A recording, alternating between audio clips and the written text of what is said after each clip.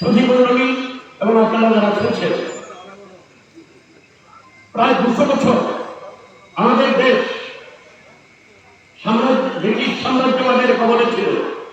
সাম্রাজ্যবাদের কাছ থেকে দেশকে মুক্ত করার জন্য এদেশের সব অংশের মানুষ লড়াই করেছিলেন। আজকে এপ্রিল মাসের 11 তারিখ 1919 সালের এপ্রিল মাসের 13 তারিখে জালিয়ানওয়ালাবাগে হত্যাকাণ্ড হয়েছিল। জেনারেল ডায়ার এই হত্যাকাণ্ড সংগঠিত করেছিলেন। তখন 19 বছরের যুবক উধম সিং প্রতিজ্ঞা করেছিল যে জেনারেল ডায়ারকে হত্যা করে বদলা নেবে। 1939 সালে লন্ডনের ক্যাস্টন হলে সামনে থেকে 6 গোলা গুলি দিয়ে জেনারেল ডায়ারকে হত্যা করেছিল। পুলিশ তাকে গ্রেফতার করার পর তার নাম জিজ্ঞেস করেছিল, তোমার নাম কি? জবাবে উধম সিং সেদিন তার নাম বলেছিল রাম মোহাম্মদ সিং আজাদ। রাম মানে হিন্দুত্ব, মোহাম্মদ ইসলাম, সিং শিখ আর আজাদ মানে স্বাধীন। ভারতবর্ষের ভারতবর্ষটাকে আজাদ ভারতবর্ষ, স্বাধীন ভারতবর্ষ হিসেবে দেখতে চায়। এটাই ছিল স্বাধীনতা আন্দোলনের সময় ভারতবর্ষের আপামর মানুষের প্রেরণা। স্বাধীনতার এই 3 বছর আগে আমরা 75 বছর বের করেছি। শুনেছেন আপনারা অমৃত মহোৎসব। তো যারা এই অমৃত মহোৎসবের কথা বলেন, অমৃত শব্দটা কোথা থেকে এসছে তারা হয়তো জানেন বা জেনেও ঘুমাচ্ছেন। অমৃত এসেছিল এটা পৌরাণিক কাহিনী। একবার সমুদ্র মন্থন হয়েছিল, দেবতা এবং অসুররা মিলে সমুদ্র মন্থন করেছিলেন, তা থেকেই অমৃত উঠেছিল। তার মানে উভয় পক্ষ, যারা দুই পক্ষ বিবাদ করে তারা যদি একত্র হয় তাহলে অমৃত তৈরি হয়। আর সেই অমৃত তৈরি হয় যারা জেনে শুনে অমৃত মহোৎসবে আজকে শুধু অমৃত না, গরল ছড়াচ্ছেন গোটা দেশে। এবং সেই গরলের একটা জ্বলন্ত উদাহরণ হলো এই ওয়াকফ সংশোধনী বিল। এই বিল নিয়ে বিস্তৃত আলোচনা, এটাকে ওই আলোচনায় যাচ্ছি না। তার পেছনে একটা গভীর ষড়যন্ত্র,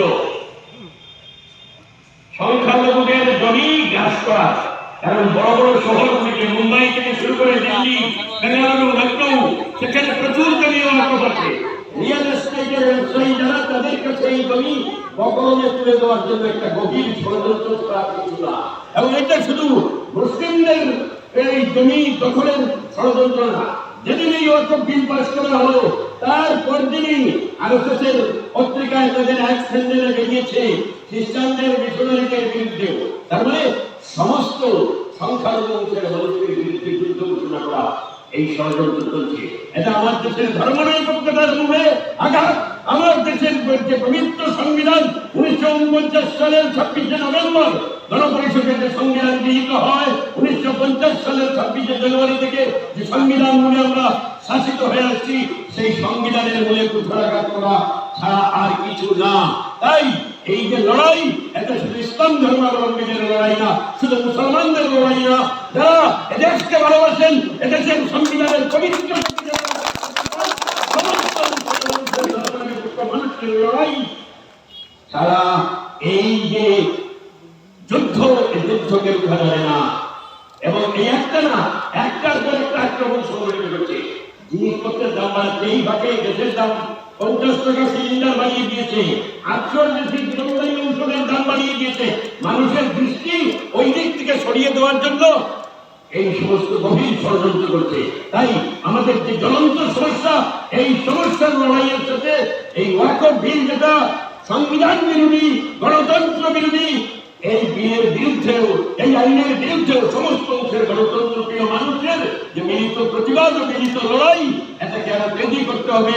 এবং তেজি করার মধ্য দিয়েই এই সরকারের যে জনবিরোধী কাজকর্ম, এগুলিকে প্রতিহত করতে হবে।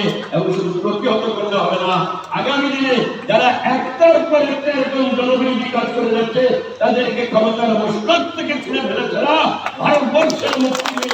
এই কাজে আপনারা খুশি হবেন, এই আশা বিশ্বাস রেখে ভারতের কমিউনিস্ট পার্টি তরফ থেকে সকলকে আবার অভিনন্দন জানিয়ে আমি আমার কথা বলা শেষ করছি। ধন্যবাদ সকলকে। অনেক অনেক ধন্যবাদ জানাচ্ছি। আমাদের আশা ছিল আরো কিছু সরকারি বক্তব্য উপস্থাপন করতে হবে, কিন্তু নির্ধারিত সময়ের অনেক ভিতরেই শেষ করে ফেললেন। আমাদের হাতে আরো কিছুটা সময় রয়েছে, তবে একটা এলান, আমাদের আজকে বাজার মসজিদ এবং মাদ্রাসা মসজিদে আসার নামাজ ৫:৫টায় হবে, ৭:৩০টায় আজান হবে, তাই আপনারা অনুষ্ঠান করবেন না। আমরা কত সুন্দরভাবে আমরা এগিয়ে যাচ্ছি। আমাদের প্রিন্ট মিডিয়া, ইলেকট্রনিক মিডিয়া বন্ধুরা এসেছেন, তাদেরকেও ধন্যবাদ জানাতে আমি ভুলে গেছিলাম। আপনাদেরকেও পুনরায় আরেকবার অনেক ধন্যবাদ জ্ঞাপন করে এবারে পরিবেশন জেলা জমিয়তের সাধারণ সম্পাদক হযরত মাওলানা সৈয়দ জসিম আহমদ সাহেবকে দায়িত্ব আহ্বান জানাচ্ছি।